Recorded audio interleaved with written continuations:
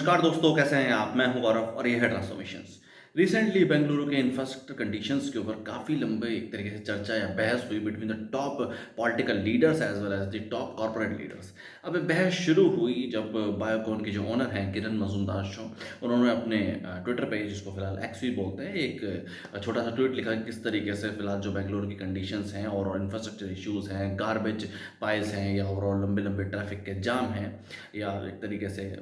जो व्यवस्था है इंफ्रास्ट्रक्चर की वो किस तरीके से डिग्रेड होती जा रही है या फिलहाल डिग्रेडिंग कंडीशन में है और उसके ऊपर इम्प्रोवाइजेशन करना चाहिए सरकार को। और उसके बाद टीका टिप्पणी उनको सुनने को मिली जो प्रेजेंट पॉलिटिकल सिस्टम है या कह सकते हैं प्रेजेंट जो कांग्रेस की सरकार है कर्नाटका में, भले वो सीएम हो, डिप्टी सीएम हो या ओवरऑल जो इंफ्रास्ट्रक्चर मिनिस्टर्स हैं, और इस तरीके की उनको बताया गया कि जो भी आज वो फिलहाल कंडीशन में है, जिस तरीके से उनके जो बिजनेस हैं वो बूम हुए हैं, वो सिर्फ और सिर्फ इसी बेंगलुरु या ओवरऑल कर्नाटका की कंडीशन सिचुएशंस की वजह से ही हुए हैं, और वो अपने सीएसआर एक्टिविटी जो कि है कॉर्पोरेट सोशल रिस्पॉन्सिबिलिटी, उसके तहत ऐसा क्या कंट्रीब्यूट करते हैं। तो एक तरीके से रिटेलिएट करा जो सरकारी जो ताना बाना है, जो सरकारी प्रशासन है उनके थ्रू। उसके बाद उनके सपोर्ट में आए मोहनदास पाई जो कि सीएफओ भी रहे इन्फोसिस के और फिलहाल काफ़ी सारे एक तरीके से वेंचर कैपिटल के रूप में काम करते हैं, एंजल इन्वेस्टर के थ्रू काम करते हैं। 314 कैपिटल उनकी कंपनी भी है और भी डिफरेंट डिफरेंट एक तरीके से इन्वेस्टमेंट के थ्रू वो जुड़े रहे हैं। उन्होंने भी किरण मजदूम शो को सपोर्ट किया और बोला कि ओवरऑल जो इंफ्रास्ट्रक्चर कंडीशन है उसमें इम्प्रोवाइजेशन होनी चाहिए। तो इस तरीके की कंडीशन हम क्यों देखते हैं? क्योंकि फिलहाल जो हमारा पॉलिटिकल स्ट्रक्चर है, जो हमारा एक तरीके से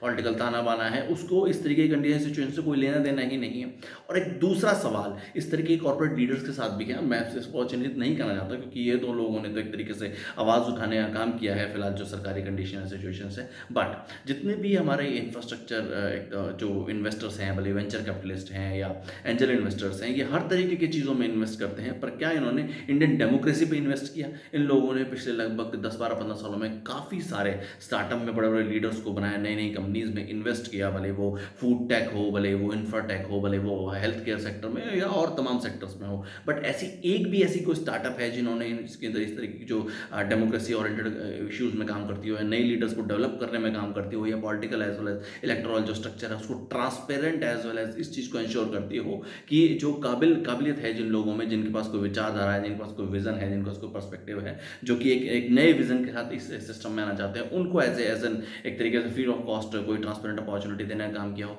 जो इनके पास सीएसआर फंड है, दैट्स कॉर्पोरेट सोशल रिस्पॉन्सिबिलिटी, उसके तहत उन्होंने इस तरीके की कोई ग्रांट्स दी हो, इस तरीके के नए युवाओं को एक अपॉर्चुनिटी मिली हो। जाहिर सी बात है इस तरीके स्टार्टअप में तो इन सब लोगों ने इन्वेस्ट किया ही है, जो कि एक तरीके से बिजनेस ओरिएंटेड तरीके से काम करती है। बट ओवरऑल जो इलेक्टोरल पॉलिटिकल ताना बाना है उसमें कोई इम्प्रोवाइजेशन करने की कोशिश करी और जिसके रिजल्ट्स हैं आज इनको खुद ही देखने पड़ रहे हैं।